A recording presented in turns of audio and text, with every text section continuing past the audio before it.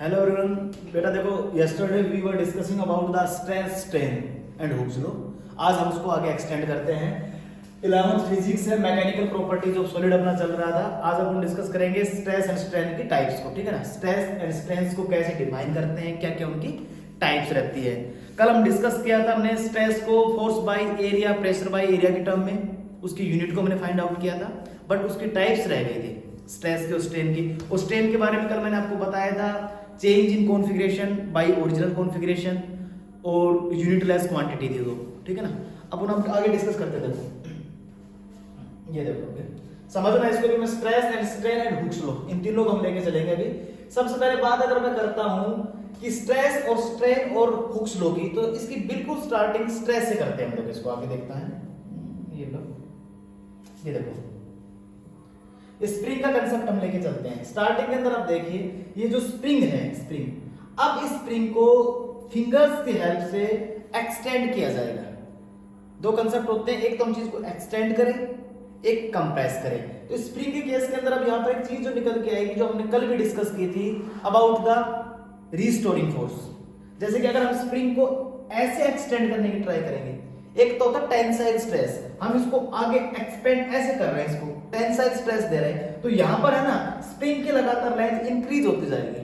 ठीक है ना, जैसे ही स्प्रिंग की लेंथ इंक्रीज होगी, तो जो स्प्रिंग है ये दोबारा से अपनी पोजीशन को रीगेन करने की कोशिश करेगी, ओरिजिनल पोजीशन को दोबारा से लेने की कोशिश करेगी। कैसे, एक बार मैं बताता हूं। देखो,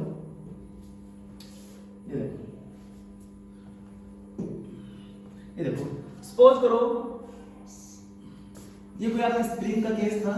ठीक है, एक एंड मैंने फिक्स कर दिया। अगर आपको एंड फिक्स नहीं भी करना है तो बेशक मत करो, एक सिंपल स्प्रिंग है, बस दो केस ले लेते हैं। ठीक है, अब हमने क्या किया है, with the help of finger कह सकते हैं या with the help of external force कह सकते हैं, मैं कोशिश करूंगा इस स्प्रिंग को एक्सटेंड करवाने की, एक तो इस डायरेक्शन में और एक इस डायरेक्शन में। ठीक है, और सपोज करो कि जो स्प्रिंग है इसकी जो लेंथ है दैट इज द एक्स।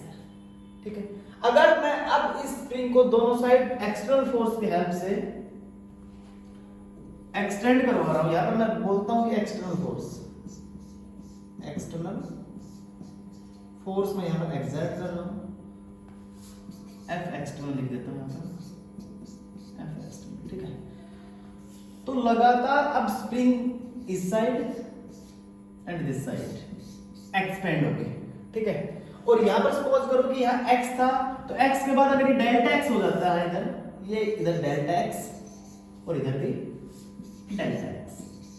ठीक है, तो हम कहेंगे कि अब कंटिन्यू जो स्प्रिंग के ऊपर जो स्ट्रेस लग रहा है, इसके जो एंड पॉइंट पर जो स्ट्रेस लग रहा है, वो दो टाइप का स्ट्रेस हमने कल जनरली डिस्कस किया था। एक तो हमने डिस्कस किया था टेंसाइल, एक कंप्रेसिव।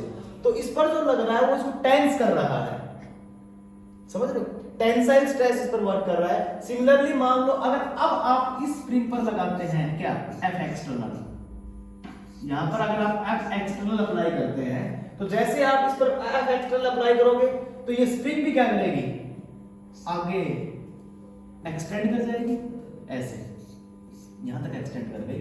सपोज करो ये आपका पॉइंट P था और ये एक्सटेंड कर चुके Q तक।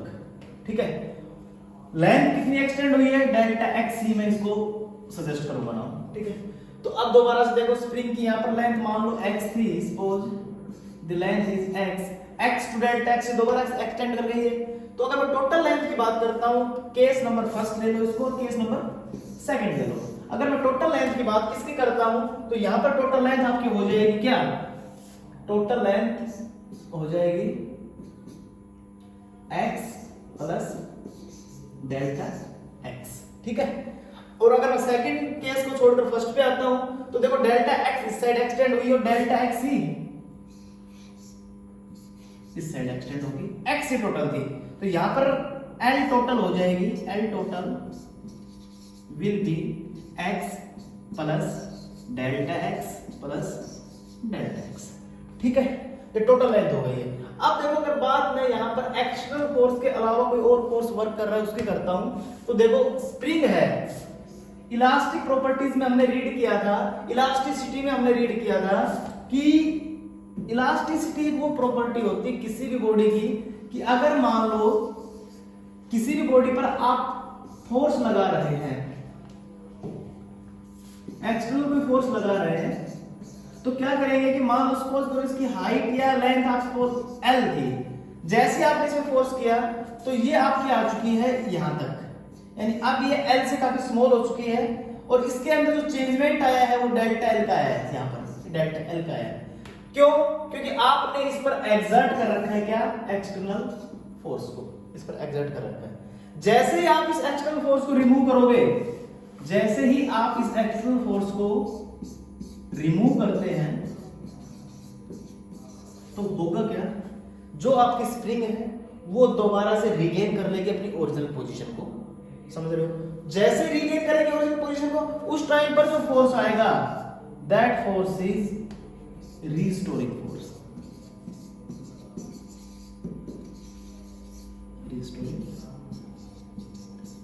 बार बार मैं डिस्कस कर चुका हूं, लास्ट वीडियो में मैंने बताया था deforming force and restoring force काफी इंपॉर्टेंट पॉइंट रहेंगे इस पूरे चैप्टर के दौरान। डिफॉर्मिंग फोर्स वो फोर्स होते हैं जो किसी भी बॉडी की शेप को क्या कर दे, डिफॉर्म कर दे, चेंज कर दे।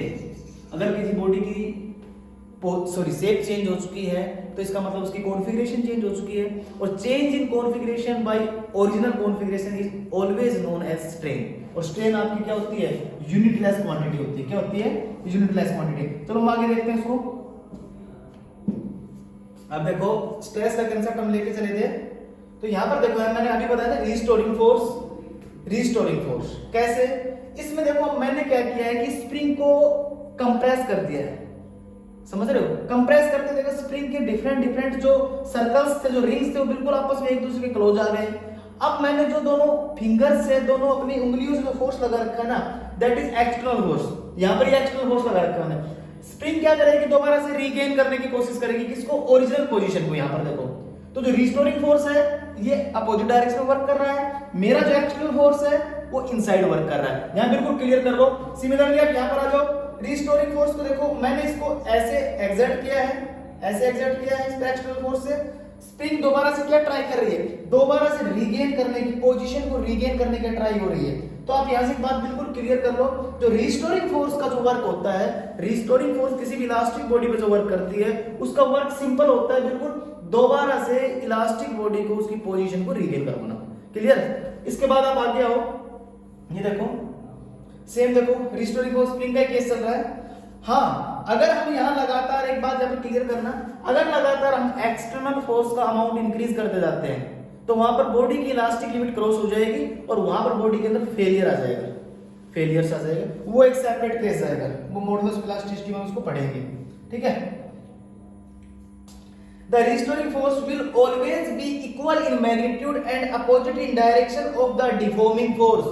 डिफॉर्मिंग फोर्स के बारे में अभी आपको थोड़ी देर पहले बताया था। डिफॉर्मिंग फोर्स वो फोर्स होता है जो इस पर्टिकुलर स्प्रिंग को डिफॉर्म करने के लिए लगाया जाता है, बाहर से लगाया जाता है। अगर डिफॉर्मिंग फोर्स के लगातार आप वैल्यू बढ़ाओगे, our body, our elastic body will break down कर जाएगी। ठीक है?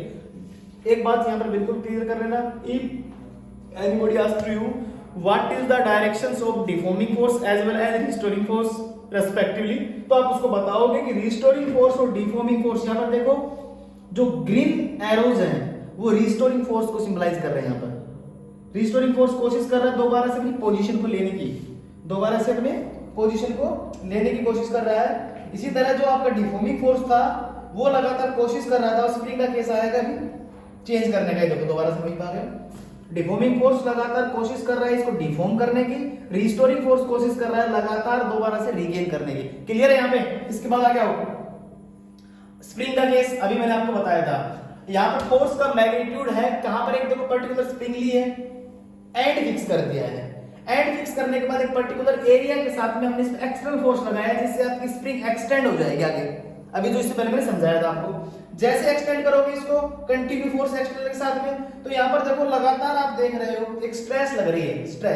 स्ट्रेस इज द फोर्स लग रहा है प्रॉपर एरिया के ऊपर। ये इसका एरिया हो गया, ये फोर्स इस पर वर्क कर रहा है। तो आप कह सकते हैं stress S equal to sigma से शो करते हैं, इसको याद रखना, sigma is equal to F by A की फॉर्म में आप इसको कर दोगे। इसके बाद देखो जैसे ही अगर मैं ऐसा यूनिट की बात करता हूं तो मैंने क्या बताया, फोर्स अपॉन एरिया। फोर्स की यूनिट न्यूटन हो गई है और एरिया की मीटर स्क्वायर हो गया है, न्यूटन मीटर स्क्वायर इसकी हो जाएगी यूनिट। अब आ जाओ टाइप्स ऑफ स्ट्रेस पर। टाइप्स ऑफ स्ट्रेस की बात करता हूं तो लॉन्गिट्यूडिनल स्ट्रेस, टेंजेंशियल और शीयरिंग स्ट्रेस कह सकते हैं, और हाइड्रोलिक स्ट्रेस भी आप बता सकते हैं। इन तीनों को मैं डिफाइन करूंगा ब्रीफ के अंदर। सबसे पहले लॉन्गिट्यूडिनल पर आ जाओ। लॉन्गिट्यूडिनल स्ट्रेस क्या होती है देखो। अब हमने प्रॉपर एक आपको मैटर दिखाई दे रहा है और मैं इसको एक्सटेंड करवा रहा हूं दोनों साइड फोर्स लगा के। देखो अप्लाइड फोर्स आपको दिखाई दे रहा है, ये देखो प्रॉपर आपका एक इलास्टिक मैटर है, बिल्कुल इसके दोनों एंड्स पर आपको एफ एक्सटर्नल फोर्स जो अप्लाई किया जा रहा है। इस अप्लाई एक्सटर्नल फोर्स करने के बाद इसको जो रिजल्ट्स आएंगे वो आप देखना। प्रॉपर एरिया को यहां पर मैंने सिग्निफाई किया, देखो इन दोनों एरिया में प्रॉपर फोर्स लग रहा है। अब कोशिश क्या रहेगी कि रीस्टोरिंग फोर्स दोबारा से इसको रीगेन कराने की कोशिश कर रहा है लगातार ओरिजिनल पोजीशन को। अब इसको कंप्रेस का केस लूंगा मैं। कंप्रेस में देखो दोनों साइड फोर्स अपोजिट डायरेक्शन में इधर और इधर लेफ्ट एंड राइट एंड्स पे लग रहा है। अब ये लगातार कंप्रेस होता चला जाएगा। अब रीस्टोरिंग फोर्स की डायरेक्शन चेंज हो चुकी है, ठीक है। तो टेंसाइल और कंप्रेसिव हम बिल्कुल क्लियर करूंगा। यहां पे आ जाओ। यहां पर आपने एक बात नोट की होगी, जहां पर टेंसाइल स्ट्रेस लग रहा है ना, वहां पर लगातार लेंथ इंक्रीज होने के चांसेस है। आउटवर्ड लग रहा है लगातार टेंसाइल फोर्स। देखो इधर इस अगर मैं लेफ्ट वर्ड पॉइंट की बात करता हूं तो इस एंड को ये लेफ्ट साइड खींचेगा, राइट वाले को इधर का इस साइड एक्सपेंड करेगा। इसी तरह अगर मैं कंप्रेसिव की बात करता हूं तो ये देखो दोनों में एक बात बिल्कुल क्लियर है। यहां पर अगर मैं आपसे रीस्टोरिंग फोर्स की डायरेक्शन पूछता हूं तो बिल्कुल क्लियर कर लेना, जहां पर अप्लाइड फोर्स की डायरेक्शन है इससे जस्ट अपोजिट होगी, यानी कि फर्स्ट केस में इस साइड होगी और सेकंड केस में इस साइड है तो इस साइड हो जाएगी। समझ पा रहे मेरी बात को। रीस्टोरिंग फोर्स ऑलवेज वो फोर्स होता है जो लगातार कंटिन्यू कोशिश करता है कि जो भी इलास्टिक बॉडी है, जो भी आपकी बॉडी है, दोबारा से अपनी पोजीशन को रीगेन कर ले। आगे देखो, इसके बाद अगर टेंसाइल और कंप्रेसिव स्ट्रेस के बाद अगर मैं आगे बात करता हूं, ये सब दोनों लॉन्गिट्यूडिनल सिस्टम में आती हैं, ठीक है। आगे देखिए आप, इसके बाद टाइप्स ऑफ स्ट्रेस के बाद हम डिस्कस करेंगे इसी के अंदर दोबारा से वही केस डिस्कस किया जाए। टेंसाइल एंड कंप्रेसिव का केस है। यहां पर फेलियर्स दिखाएंगे, रिलेटिव डिस्प्लेसमेंट कहां-कहां हो रहा है। रिलेटिव डिस्प्लेसमेंट के बारे में मैं आपको बाद में बताऊंगा। अब इसको आगे लेते हैं। यस ये आ गया, बताता हूं रिलेटिव डिस्प्लेसमेंट क्या होता है और एंगल क्या होते हैं। देखो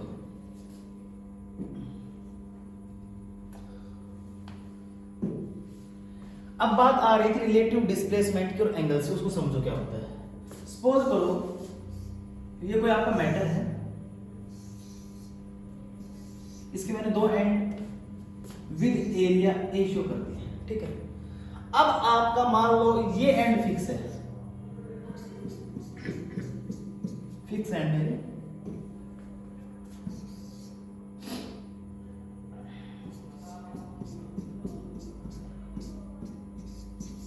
फिक्स एंड है, ठीक है। अब आपने इस पर कोशिश की एक्सटर्नल फोर्स को अप्लाई करने की, और जो अप्लाई आप इसके फोर्स को कर रहे हो वो आपका कंप्रेसिव है। कंप्रेसिव बोले तो इसको कोशिश करेगा कंटिन्यू कंप्रेस करने की। अगर इसको कंप्रेस करने को लगातार कोशिश की जाएगी तो ऑब्वियस सी बात है, ये जो मान लो इसकी हाइट h है, यहां पर कंप्रेस होगा तो हाइट में भी वेरिएशन आएगा। अगर हाइट में वेरिएशन आएगा तो आपको साफ दिखाई दे रहा है फोर्स आपका अगर कंप्रेसिव है तो हाइट में क्या होगी, डिक्रीज होगी, डिक्रीज होगी, डिक्रीज होगी।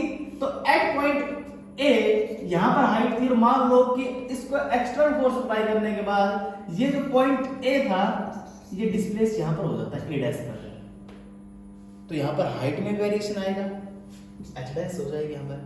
तो कहने का मतलब साफ साफ ये है कि एक प्रॉपर एक्सटर्नल फोर्स अप्लाई करने के बाद अगर आपका इलास्टिक मैटर है वो एक प्रॉपर लेंथ को छोड़कर कंप्रेस हो जाता है, उस केस के अंदर हम कह सकते हैं कि उसके जो पॉइंट्स ए था उसमें डिस्प्लेसमेंट आ चुका है। डिस्प्लेसमेंट की अगर मैं बात करता हूं तो चेंज इन लेंथ है यहां पर, जस्ट इसके अलावा कुछ भी नहीं, फिलहाल इतना ही समझो। तो कहने का मतलब आज का जो क्लियर है वो ये है भाई कि जो आपका रिस्टोरिंग फोर्स का कंसेप्ट है, जो आपका डिफॉर्मिंग फोर्स का कंसेप्ट है, टाइप्स ऑफ स्ट्रेस का जो कंसेप्ट है, और जो आपका स्प्रिंग का जो केस है, इन सबको आपको देखना है। हुक्स लॉ मैं कल भी डिफाइन कर चुका था। हुक्स लॉ के अंदर लेस स्ट्रेस पर वर्क होगा, stress will always directly proportional to strain. कल का जो टॉपिक रहेगा that is the modulus of elasticity and types discuss करने वाले हैं, ठीक है। आज का आपका इतना ही, थैंक यू।